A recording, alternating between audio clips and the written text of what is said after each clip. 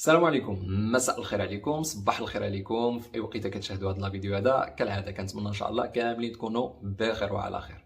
في اطار تقريب المعلومه من التلاميذ والتلميذات، في هذا الفيديو ان شاء الله غادي نشوفوا واحد الفيديو خاص بالدعم المجاني لفائده المستدركين والمستدركات، كيفيه الاستفاده ومتى وقت الاستفاده. هادشي اللي غادي نشوفوا في هذا الفيديو. مرحبا بكم في قناه الاستاذ توفيق.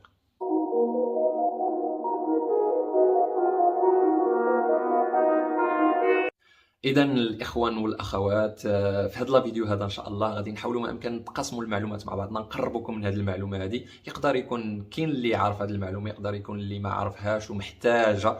غادي نشوفوا الدعم المجاني اللي طلقه الوزاره ديال التربيه الوطنيه لفائده المستدركين والمستدركات ان شاء الله، باش يعني يحاولوا ما امكن يداركوا داك الشيء اللي ما استطاعوش انهم يتوفقوا فيه في الدوره العاديه. ولكن هذا الدعم هذا غادي نسمعوا تصريح حصري ديال مدير الاكاديميه الجهويه لجهه الرباط سلا القنيطره.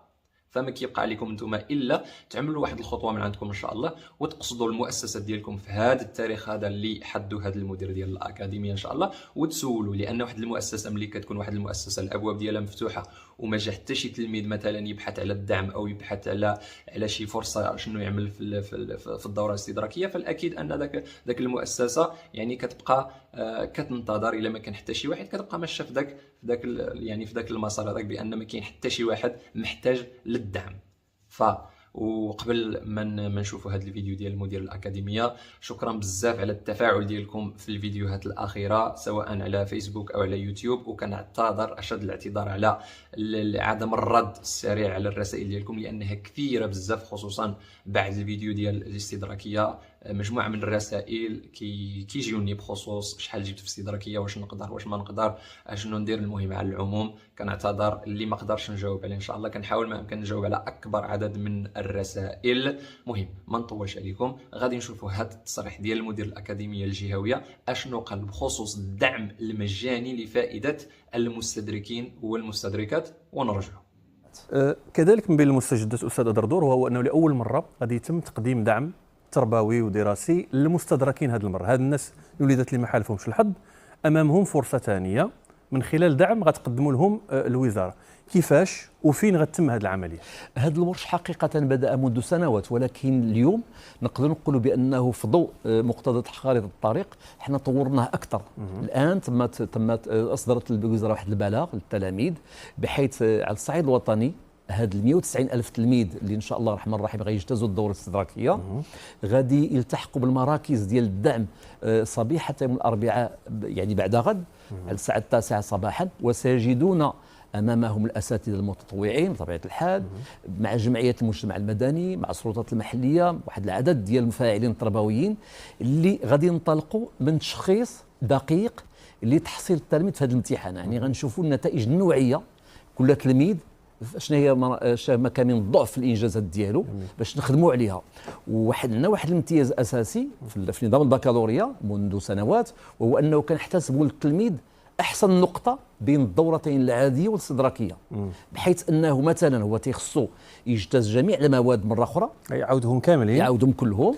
والنقطه الاولى الكبيره عنده سواء في دوزها في العاديه ولا في الاستدراكيه اللي كتحسب ليه. وهذا بطبيعه الحال هو اللي كيجعلنا متفائلين، واكيد ان شاء الله الرحمن الرحيم غادي نوصلوا ان شاء الله النسب اللي تنوصلوها عاده، علم بانه هذه امور اللي هي عاديه جدا وكندبروها تربويا، وهي مدعاه كذلك لتطوير الاساليب الاشتغال ديالنا. شكرا جزيلا لكم.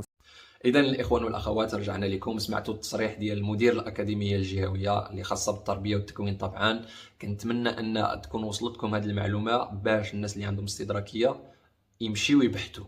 فقط كيبقى خصنا واحد الخطوه، نمشيو لباب المؤسسه نبحثوا واش كاين شي اساتذه اللي عاملين الدعم، واش كما سمعتوا كاين سلطات محليه، واش الجماعه عامله الدعم. يعني يكون واحد شويه الضغط من طرف التلاميذ، نحاولوا ما امكن يعني نسقوا ما بيناتنا ذاك التلاميذ، على الاقل كنعرفوا راسنا حنايا في القسم راه جبنا استدراكيه، نحاولوا ما امكن نجمعوا واحد المجموعه ديال التلاميذ اننا مستدركين، نمشيو لباب المؤسسه نطالبوا بهذا الدعم المجاني.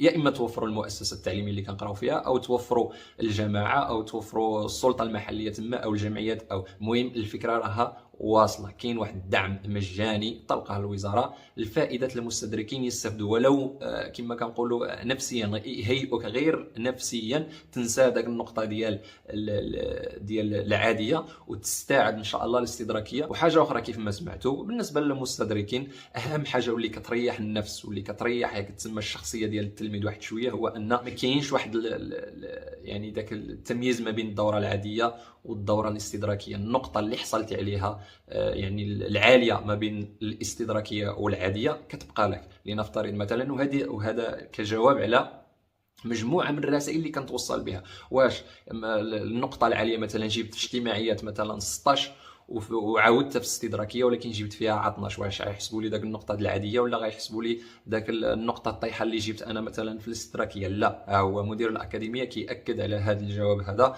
بان النقطه العاليه كتحسم ما بين الاستدراكيه والعاديه. وهنا فرصه، راه ديجا هضرت على هذه النقطه هذه وكنعاودها، لان الاستدراكيه هي واحد الفرصه لا تعوض بالنسبه للناس اللي عندهم واحد الطموح انهم يجيبوا البكالوريا ان شاء الله بميزه مزيانه. لانك لنفترض مثلا عندك واحد الماده فيها 17 18 وهذه كنجبروها عند الاغلب ديال التلاميذ اللي مستدركين، اولا جوج المواد كتبقى غير واحد جوج المواد طايحه وهما قرابين ينجحوا. فداك جوج المواد نحاول ما يمكن نركز عليها. والاشاره الاستدراكيه راه في جميع كتسمى الاعوام ديالها اللي دازوا راه كتجي تقريبا سهله على العاديه، يعني كتجي مرطبه واحد شويه، فهمتي؟ يعني الانسان داك المجهود اللي داروا في العاديه يزيد عليه واحد شويه. هو عرف خصوصا بالنسبه للناس اللي دوزوا البكالوريا اول مره، راك دوزتي الدوره العاديه، يعني ديتي معك واحد التجربه، استفدتي كيفاش كتكون الدروس والمسائل والاسئله وشحال عدد الصفحات والاجواء وداكشي.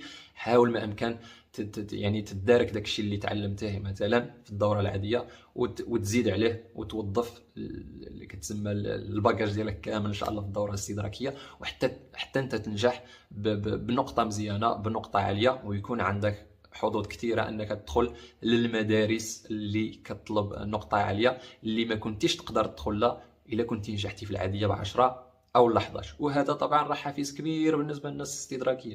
واياكم تقطعوا مثلا الياس من البكالوريا ولا تحسوا بالفشل، لا نهائيا. اما بالنسبه للمدارس، واش يعني داك المدارس اللي كيكون فيها التسجيل مثلا محدود، واش عندنا الحق حنا مثلا صحابي استدراكيه اننا نسجلوا فيها ولا غيكون فات علينا الوقت؟ انا كنأكد لكم، وشفت واحد التصريح غير ما عنديش دابا ما نقدرش ندوزو في الفيديو، تصريح من مسؤول وزاري كيأكد بان هما عاملين تنسيق مع هذه المدارس هذه اللي كتكون ذات الاستقطاب يعني المغلق، ما كتكونش عندها استقطاب مفتوح فوقاش ما جيتي تسجل او باي نقطه تسجل. يعني داك الناس اللي كيكونوا طالبين داك الميزه مزيانه، فكيأكد هذا المسؤول بانها حتى هي الابواب ديالها كتبقى مفتوحه حتى بعد ظهور النتائج الاستدراكيه. يعني جميع المدارس سواء نجحتي في العاديه او لا نجحتي في الاستدراكيه كيبقى عندك واحد فتره تسجيل مفتوحه حتى انت تسجل في هذه. يعني كنقولوا حنايا انا عندو استدراكيه، اذا داك المدارس اللي كيكون اللي كان خصني نتسجل فيهم ولا شي حاجه ربما غيكونوا شدوا التسجيل، فغنبقى انا يعني ضايع بالنسبه لشي امور. لا، هذه المساله دي ما كايناش. المدارس اللي كتفتح الابواب ديالها للتلاميذ كتفتحهم سواء اللي نجح في الدوره العاديه او حتى اللي نجح في الدوره الاستدراكيه. نلتقي في فيديو اخر نهضروا على البكالوريا الرقميه، نهضروا على مجموعه الامور، لان كاين مجموعه ديال التغييرات هذا العام ان شاء الله في يعني في الدراسات العليا سواء الجامعيه ولا في المدارس ذات الاستقطاب المحدود. المهم ان شاء الله لنا موعد في فيديوهات اخرى، كنتمنى لكم التوفيق ان شاء الله. الله ييسر لكم الامور. السلام عليكم ورحمه الله تعالى وبركاته.